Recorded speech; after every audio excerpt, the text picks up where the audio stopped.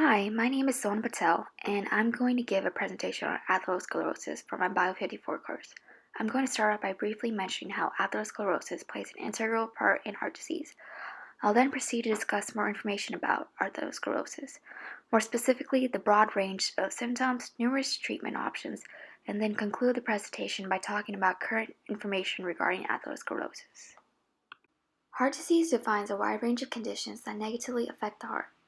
It's essentially an umbrella term to describe the many types of heart problems. A few examples of heart disease include atherosclerosis, which is plaque buildup in arteries, aneurysm, which is a swelling or weakness in the wall of a blood vessel, high blood pressure, also referred to as hypertension, which is the extreme force of blood pumping through the wall of the blood vessels. Atherosclerosis is one of the most common heart diseases and is linked to many different diseases. It can cause angina, heart attacks, and even death. According to the Physicians Committee, just in the United States alone, a heart attack occurs every 43 seconds, leading to approximately 1.5 million heart attacks a year, and half of that amount results in death. Atherosclerosis usually starts early on in life and progresses as people get older. It's a disease where plaque gradually builds up inside the walls of the arteries. Plaque is made out of fat, cholesterol, calcium, and other substances found in the blood. This buildup of plaque causes the arteries to narrow and harden.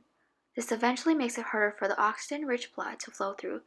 If a blood clot forms due to a rupture, it can potentially stop the blood from flowing and could cause a heart attack, stroke, or even death to occur.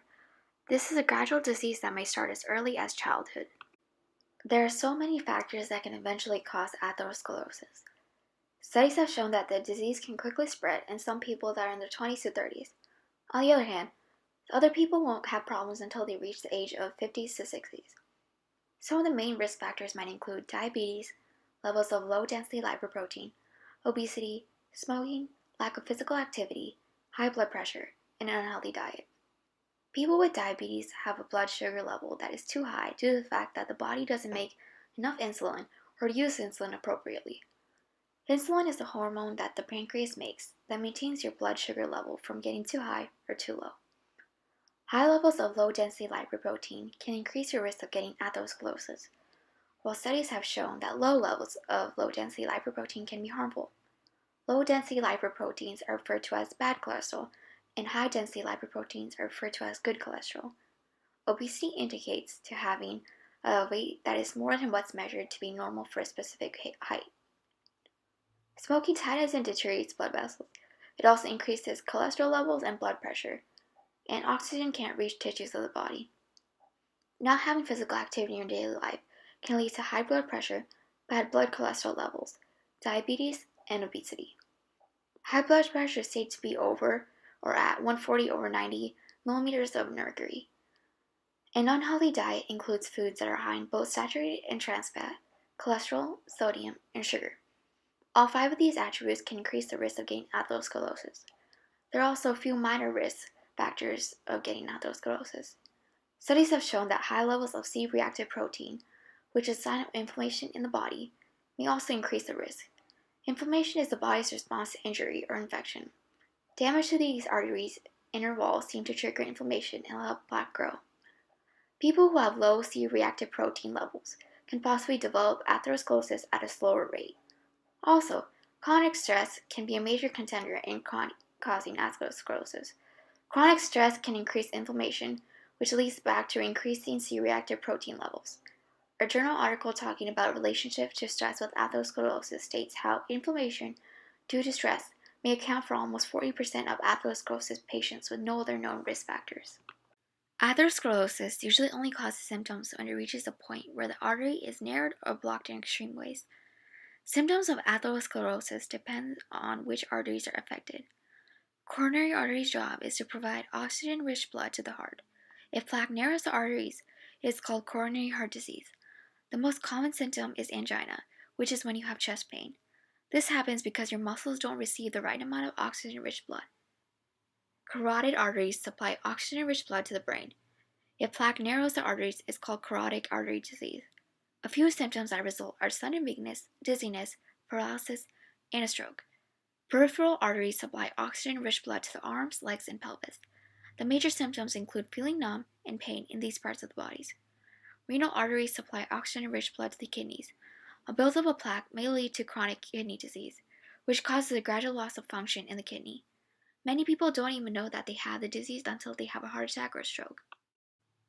There are three major treatment options that range from treating a mild form of atherosclerosis to severe cases of atherosclerosis. Lifestyle changes are the best way to prevent atherosclerosis from getting worse or even occurring. A few changes like having a healthy diet, never smoking, and being physically active can save you from experiencing this disease. A healthy diet is low in sodium, solid fats, sugar, and refined grains. Some studies have actually shown that having a healthy diet that consists of high-density lipoproteins is said to actually reduce atherosclerosis by absorbing low-density lipoproteins in the bloodstream. A good way to start off eating healthy is to incorporate foods that are high in fiber. Smoking introduces chemicals into your body that damage the endothelium, which then leads to developing atherosclerosis. A moderate amount of physical activity keeps arteries healthy by decreasing low-density lipoproteins and increasing high-density lipoproteins. Keeping your high-density lipoprotein levels high is a great way to decrease the disease.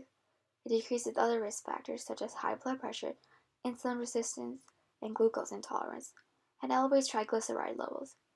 Triglycerides are a type of lipid that are located in the blood and are stored in fat cells. Another treatment option is drug therapy. The first drug therapy option is anti-clotting agents. There are two main types, and they both help prevent strokes from recurring. Antiplatelets are blood thinners that make the blood much less likely to clot. Aspirin and clopidogrel are examples of antiplatelets that thin the blood and help prevent clotting. Anticoagulants are considered more aggressive drugs than antiplatelets, so they're only recommended for people who have a high risk of stroke. The second option is statins. Their main purpose is to help lower cholesterol levels in the blood. A study that was published in 2012 shows that statins also decrease C-reactive protein levels. Doctors normally prescribe statins for people who have diabetes, high low-density lipoproteins, coronary heart disease, peripheral artery disease, or have had a prior stroke. For more severe cases of atherosclerosis, surgery would be more beneficial. Bypass grafting, more specifically coronary artery bypass grafting, is a surgery that uses arteries and veins from other parts of your body and are used to open the narrowed or blocked coronary arteries. It increases blood flow to the heart and eases chest pain. Coronary angioplasty is a procedure that is meant to open the narrowed or blocked arteries. A stent, which is a small tube that expands inside a coronary artery, is most likely placed during the procedure or directly after the procedure. This is placed to help stop the artery from closing up. This is meant to also improve blood flow to the heart and ease chest pain. Carotid endarterectomy is a surgery to decrease the buildup of plaque in the carotid arteries located in the neck. This is meant to restore blood flow to the brain and can potentially prevent a stroke from occurring. Heart disease is the leading cause of death in the world. Atherosclerosis plays a massive role in placing that at the number one spot. People are continuously trying to figure out new things to hopefully prevent or stop atherosclerosis from occurring. In the past few years, there's been more talk regarding atherosclerosis. An example of a new type of treatment is by using endothelial progenitor cells, which have shown to gradually decrease or reverse the development of atherosclerosis. Endothelial progenitor cells are a type of stem cells. They differentiate into endothelial cells and smooth muscle cells. Atherosclerosis completely terminates a large area of the endothelial lining, so it's important for the endothelial progenitor cells to rejuvenate the endothelial lining for there to be a gradual decrease in the development. Gina Barlick-Dyson, a scientist from Oklahoma Medical Research Foundation, is trying to figure out how these cells work with statins. There's quite the controversy regarding this type of treatment, so it's imperative to pay attention to the ethical and social concerns. A major concern with this treatment is how costly and demanding it is, but if it's done correctly, this treatment could save millions of lives. Another innovative study shows that new cholesterol-lowering drugs called PCSK9 inhibitors have stirred quite the medical interest. The brand names of the drugs are Repata and Praluent.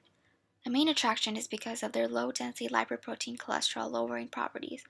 In combination with statins, PCSK9 inhibitors can decrease low-density lipoprotein cholesterol to exceptional levels.